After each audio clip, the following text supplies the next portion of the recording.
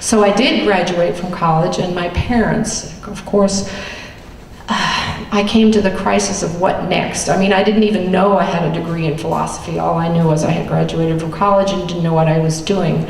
So my parents, who thought the solution to every life crisis was to become an artist, had graciously decided to send me to a craft school in the mountains of Tennessee to learn how to weave. I had expressed an interest in weaving.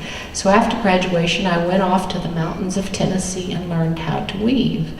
While I was there, I met a woman who was going to pick apples in the fall in Vermont. And she said if I wanted to, I could apply for a job and work there. So I did, and I was thrilled. I now had a paying job. My parents, of course, thought it was truly hilarious to tell their friends that their newly minted graduate was going off to become an itinerant fruit picker.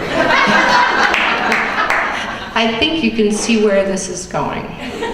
So I'm going to do a little fast forward here, because I didn't move directly from picking fruit to ending up in Arkansas. I actually became a weaver, and I was at a meeting of craftsmen, and in walks a young man, and he's dressed head to toe in textiles from Peru.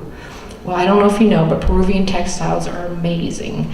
So he, of course, caught my attention.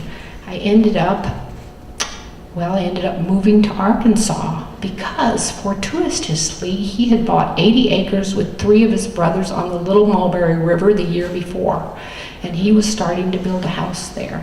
So we moved, or actually I moved there. We lived in a tent, we lived in a tin shed. We eventually lived in that house. Now it was supposed to take, what, 6 months, 16 months to build? 16 years later, I think. And actually, well, it's not still finished, but it's certainly livable now. So we ended up having children, and we had them at home. Thank you, Kate and Bonnie, wherever you are. You helped birth my children.